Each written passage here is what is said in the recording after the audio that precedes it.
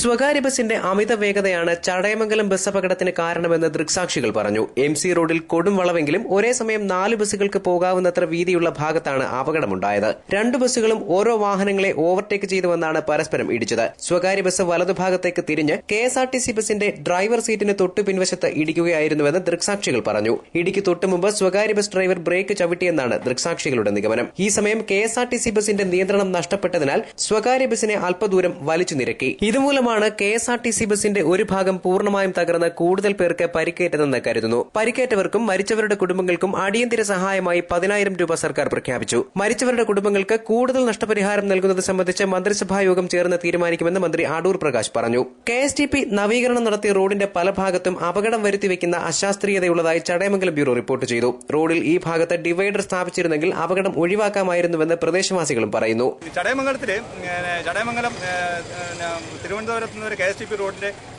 പുനരുദ്ധാരണ പ്രവർത്തനങ്ങളുമായി ബന്ധപ്പെട്ട് നവീന പ്രവർത്തനങ്ങൾ നടന്നപ്പോൾ പല കാര്യങ്ങളും ലോക നിലവാരം പെടുത്താൻ നമുക്ക് KSTP കഴിഞ്ഞിട്ടില്ല. അതിന്റെ അടിസ്ഥാനത്തിലാണ് പല ഭാഗങ്ങളിലും ബോർഡുകൾ വയ്ക്കേണ്ടതായിട്ട്. രാത്രികാലങ്ങളിൽ നല്ല വെട്ടമില്ല, അമിത വേഗത, അത്തരത്തിലുള്ള വിഷയങ്ങളാണ് അപകടത്തിലേക്ക് വഴിതെളിക്കാൻ കാരണം. ഇതിപ്പം അമിതമായിട്ടുള്ള വേഗതയിൽ വന്ന അതാണ് ഈ വളവിൽ സംഭവിച്ചത്. ഇവിടെ ആവശ്യം പോലെ പല ഭാഗത്ത് സ്ഥലമുണ്ട്. ഈ ഡിവൈഡർ ഇല്ലാത്തതുകൊണ്ടാണ് ഇവിടെ ഇങ്ങനെ ഒരു ആക്സിഡന്റ് ഉണ്ടാകാനുള്ള ഒരു ആക്സിഡന്റ് സ്പോട്ടായിട്ട് മാറിയിരിക്കുകയാണ് സത്യം പറഞ്ഞത്.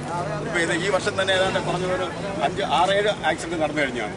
അപ്പോൾ ഈ ആക്സിഡന്റ് ഒഴിവാകണമെങ്കിൽ ഇതേ ഉള്ളൊരു മാർഗം. ഏറ്റവും കൂടുതൽ അപകടം ഉണ്ടാകുന്ന ഒരു സ്പോട്ടാണ് ഇത്. അതുകൊണ്ട് ഒരു അപകടം ഉണ്ടായിക്കൊണ്ടിരിക്കുകയാണ്. അത് ഒഴിവാക്കുന്നതിന് വേണ്ടി ഇങ്ങനെ ഈ ഡിവൈഡർ വെച്ച് ഇങ്ങനെ വൺ വേ സിസ്റ്റത്തിൽ വാഹനങ്ങൾ വിടാമെങ്കിൽ ഈ അപകടങ്ങൾ ഒഴിവാക്കാൻ കഴിയും. ചടയമംഗലം കടക്കൽ ബ്യൂറോകൾക്കൊപ്പം ന്യൂസ് ഡെസ്ക്.